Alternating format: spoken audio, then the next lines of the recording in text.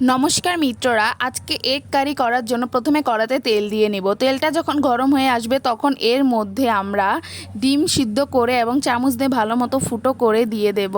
ডিমটা অবশ্যই ফুটো করে দেবেন, না হলে ডিমটার ভেতরে লবণ মরিচ কিছুই ঢুকবে না।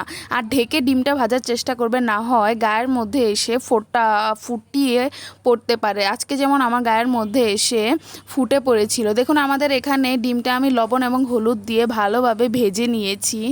এরপর কড়াতে আরেকটু তেল দিয়ে নেব। তেলটা গরম হয়ে আসলে এর মধ্যে আমি কুচো করে কেটে রাখা পেঁয়াজ কুচি দিয়ে দেব। পেঁয়াজ দেওয়া হয়ে আসলে পেঁয়াজটাকে আমি হালকা করে বাদামি করে ভেজে নেব।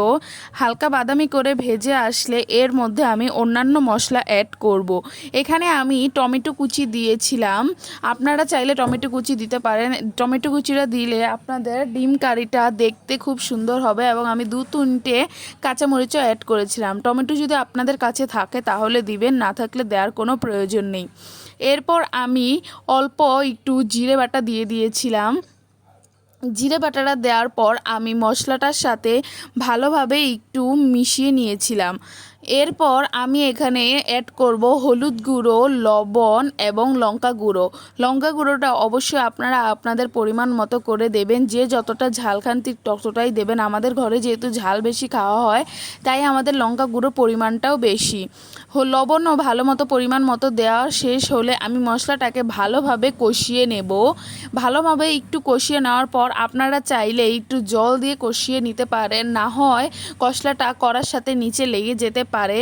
দেখুন, মশলাটা থেকে একটু একটু তেল ছাড়া শুরু করেছে। আমি একটু হালকা জল দিয়ে মশলাটাকে ভালোভাবে কষিয়ে নিয়েছি।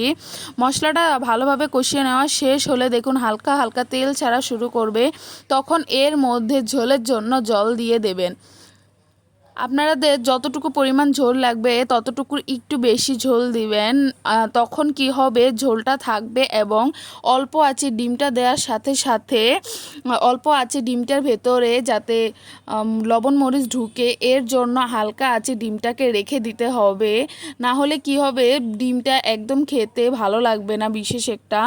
দেখুন, আমি এখানে ঝোলটা একটু বেশি রেখেছি। তারপর হালকা আঁচে ডিমটাকে রেখে দেব, যাতে ডিমটার ভেতরে ভালোভাবে ঝোলের জুসি ফ্লেভারটা ঢুকে যায়।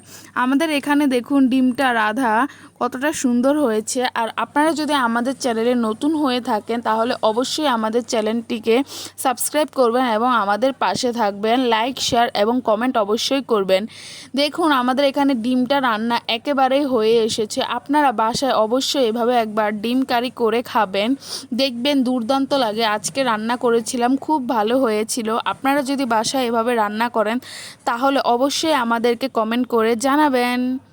টাটা।